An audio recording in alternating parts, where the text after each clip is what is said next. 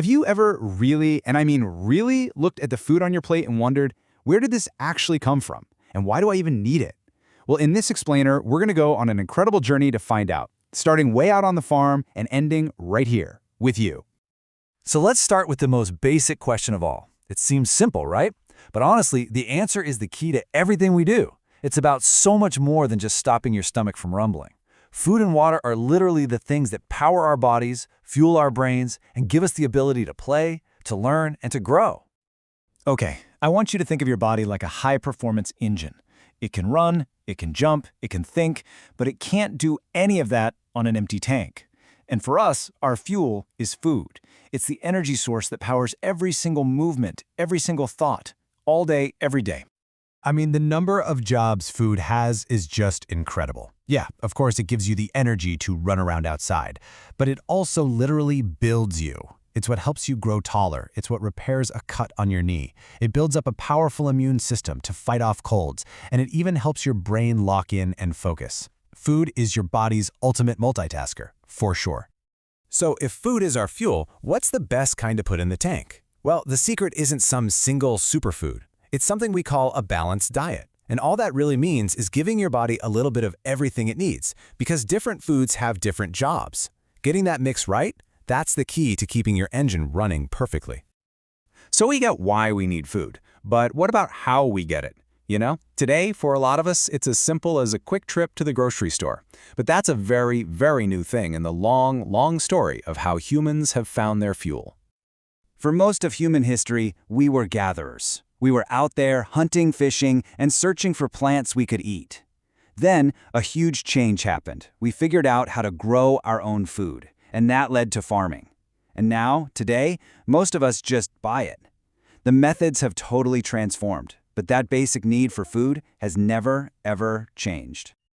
So let's zoom in on farming for a second, because that's where most of our food starts its journey.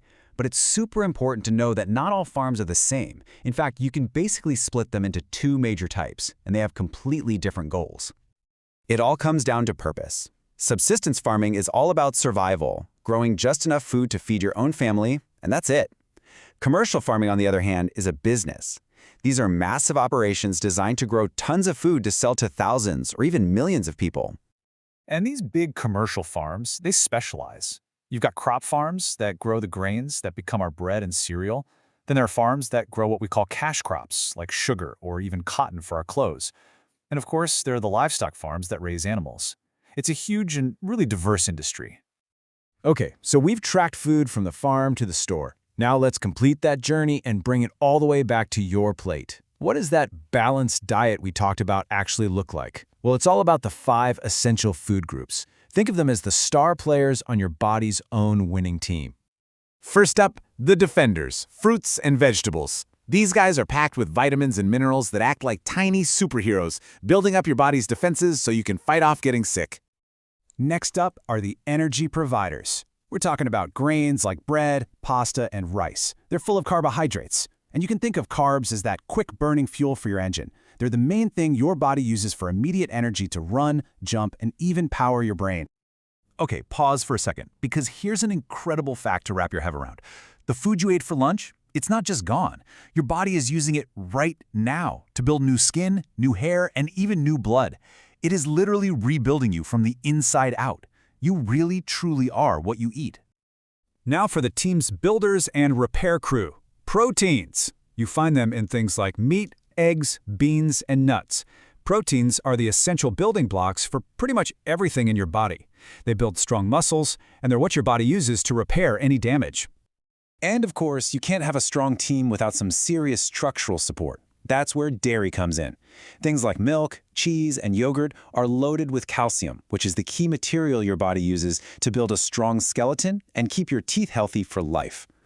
And finally, we have fats and oils. Now, I know these sometimes get a bad rap, but your body actually needs healthy fats, like the kind you find in avocados or nuts, to work properly. The key here is just moderation. They're important helpers, but you only need a little bit. All right, so we've met all the players, we know where they come from, and we know what their jobs are. So now for the most important part, how do we put them all together to create a winning strategy for our health? I want you to think about it just like this. You would never build a soccer team with only goalies, would you? Or only strikers? Of course not. It wouldn't work. Well, your body is the exact same. To win the game of health, you need players from every single food group working together on your plate, every single day. And that really brings us to our final thought. The next time you sit down to eat, just take a look at your plate and ask yourself that simple question: are all my players on the field? Which position could use a little boost? Thanks for joining me on this explainer. Happy, healthy eating.